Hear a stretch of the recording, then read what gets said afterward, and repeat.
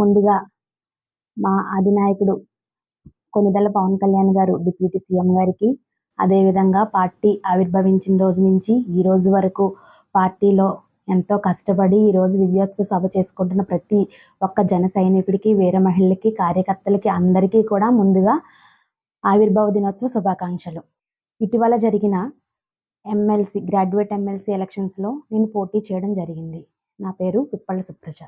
ఈ పోటీ చేసిన కారణంగా నన్ను నిన్న ఎలక్షన్ అయిపోయి చాలా కాలం అయ్యింది.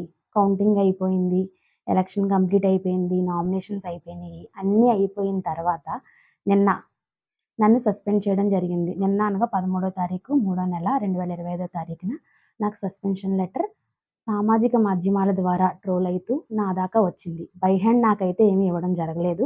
కానీ పార్టీ పురుడు పోసుకున్న రోజు నుంచి కూడా నేను పార్టీలో వర్క్ చేస్తూ ఒక కార్యకర్తలాగా పార్టీ అధినాయకుడు అయితే పిలిపించాడో ఆ మాటను ప్రతి దాన్ని కట్టుబడి ప్రతి పని ప్రతి కార్యక్రమాన్ని విజయవంతంగా కంప్లీట్ చేసిన ఒక వీర మహిళను, ఒక కార్యకర్తను నేను ముందుగా.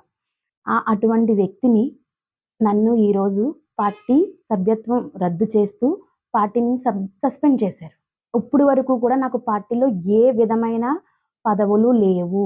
ఒక్క కార్యకర్తలాగా మాత్రమే నేను ఉన్నాను. అయినప్పటికీ కూడా నన్ను ఈ ఎలక్షన్లో పోటీ చేశాననే ఒక కారణంతో నన్ను సస్పెండ్ చేయడం జరిగింది.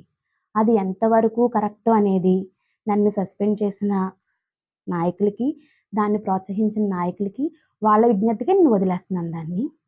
నేను పోటీ చేయడానికి గల కారణం కూడా పవన్ కళ్యాణ్ గారు పదే పదే ఒక విషయాన్ని చెప్తూ ఉండేవారు. కొత్త నాయకులు రావాలి, యువ నాయకులు రావాలి అని చెప్తూ ఉండేవారు. ఆయన మాటలు నచ్చే నేను ఆ రోజు పార్టీలోకి రావడం జరిగింది. ఇప్పుడున్న నాయకులను చూసి పార్టీలోకి రావడం జరగలేదు. నేను రాజ్యాంగబద్ధంగానే పోటీ చేశాను తప్ప రాజ్యాంగ వ్యతిరేకంగా మాత్రం నేను పోటీ చేయలేదని నేను అనుకుంటున్నాను. కంపల్సరీ ఈ విషయాన్ని నేను పవన్ కళ్యాణ్ గారి దృష్టికి తీసుకెళ్తాను. ఆయన నిర్ణయం ఏ విధంగా ఉంటే దాన్ని నేను 100% కట్టుబడి ఉంటాను. పార్టీలో నన్ను సస్పెండ్ చేయడం వల్ల నాకు బాధండి. నేను ఇప్పుడు నన్ను సస్పెండ్ చేసిన నాయకులందరూ కూడా నా తర్వాతే వచ్చారు. నా అధినాయకుడి పిలుపు ఎలా ఉంటే నేను దానికి కట్టుబడి ఉంటా. నేను చేసింది తప్పు, నువ్వు ఎమ్మెల్సీగా పోటీ చేయడం తప్పు, నువ్వు పార్టీకి విరుద్ధంగా చేసావు అని కనుక నా అధినాయకుడు నాకు పిలుపు ఇస్తే దాన్ని నేను స్వీకరిస్తాను తప్ప ఇప్పుడు వచ్చిన సస్పెన్షన్ నేను స్వీకరించట్లేదు. రాజ్యాంగబద్ధంగానే నేను ఈ పని చేశానని అనుకుంటున్నాను.